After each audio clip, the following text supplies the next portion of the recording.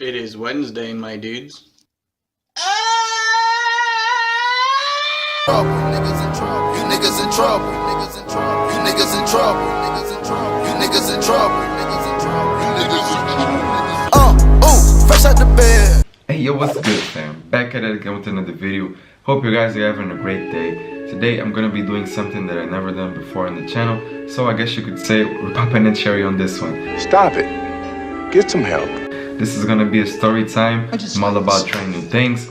So I feel like I need to try this too and see if it works. So leave a thumbs up if you enjoy. Write a comment letting me know your opinion and we'll go from there. But this is gonna be a story about a bunch of unfortunate events during my travel to New York, because I live in Portugal, led up to me meeting a famous actor that did 2 of the Spiderman movies. And let me say that like, I love superhero movies. I saw the Marvel, all the DC superhero movies, like I go crazy about that shit. And of course, when I saw this famous actor, I was gassed, I was excited, it was a really fun experience for me. Like I saw him, I immediately recognized him, I went up to him, we had a conversation. That's the coolest fucking story I've ever heard in my entire life. That's insane. Can I hear it again? Do you have time? But before I get into the actual story, I feel like I need to address something first. I said I was gonna do a giveaway of 500 subscribers, and right now we have 535 subscribers and there's still no giveaway. First of all, I'm sorry, but I feel this for a good reason, because I was gonna do like a $20 Amazon or PSN gift card for you guys, and I feel like you cannot do much with that. So if we wait until we reach 1,000 subscribers, I can do like a $60 Amazon and PSN or Xbox gift cards, and I feel like you can actually do something with that amount. So let me know if you want me to still do a giveaway for 500 subscribers, or you want to wait and we do it at 1,000 subscribers. It's all up to you guys. I cannot do both, I'm sorry. I still don't get the YouTube money. So subscribe right now, join the gang. The more we grow, the bigger and better giveaways I can do for you guys. So smash the subscribe button for me. Boring. But I guess it's enough for that. Let's get into the story. 3 hours later. Can you move it along? I'm all out of time cards. Okay, so it all starts right here in my room in Portugal. I got my bags packed. I haven't slept all night because I have a super early flight, but everything's ready.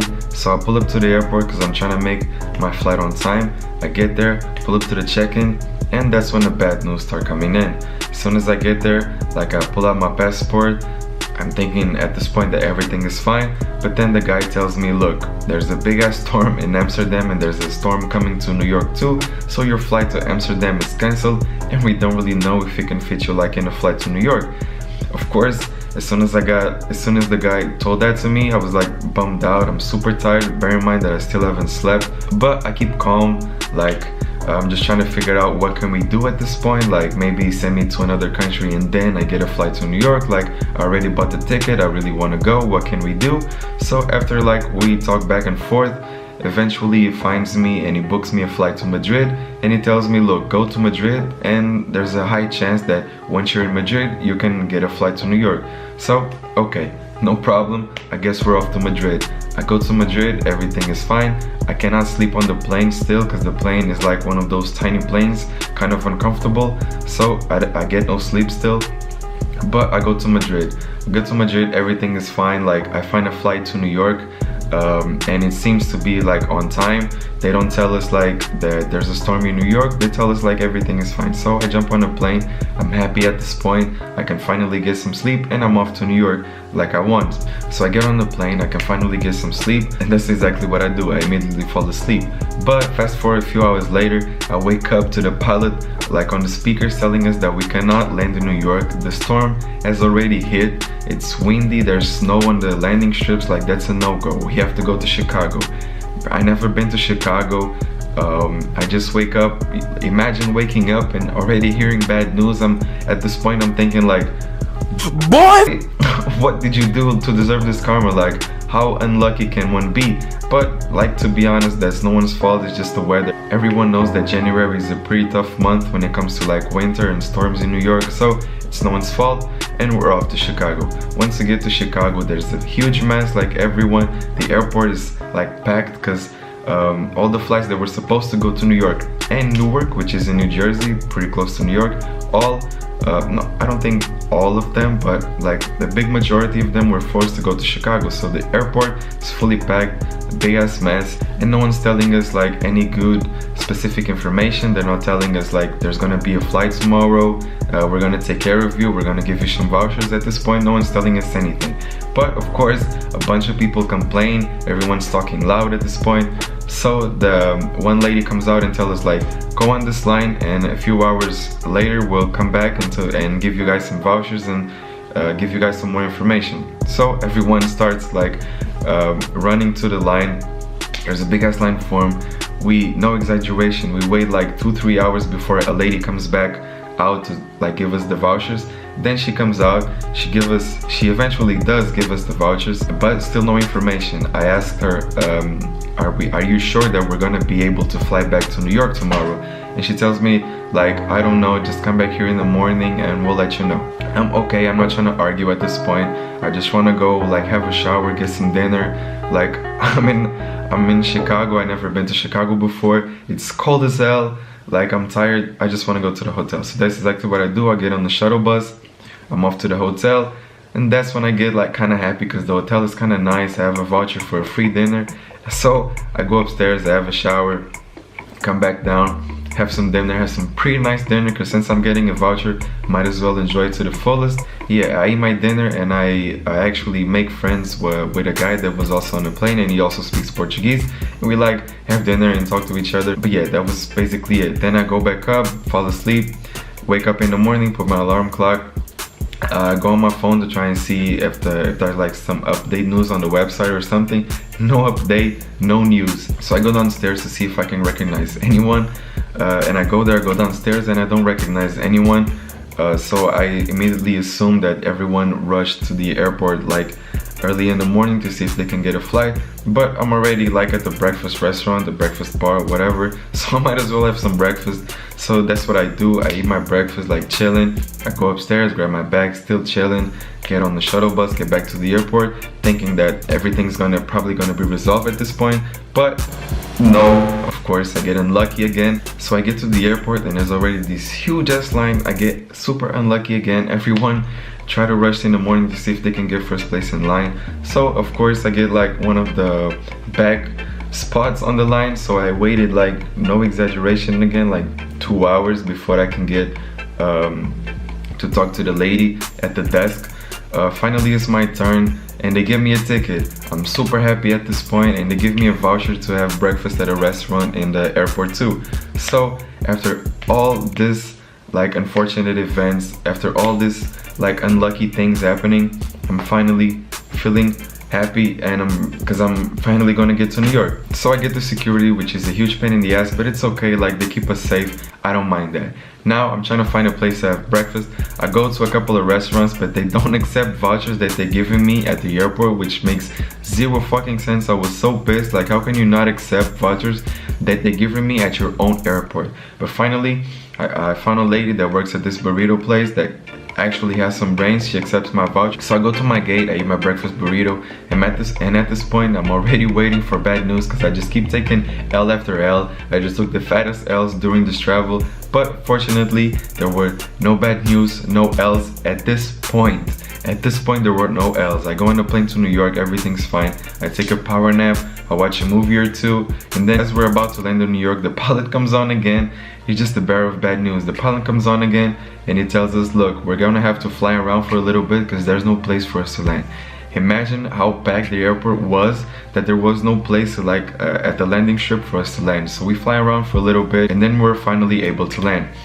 We land, and again the pilot comes on telling us that now there's no parking spot. We get a place to land, but we don't get a parking spot. So now instead of flying, we're just driving around for like another 2 hours, man. Like no exaggeration, I'm not telling any lies.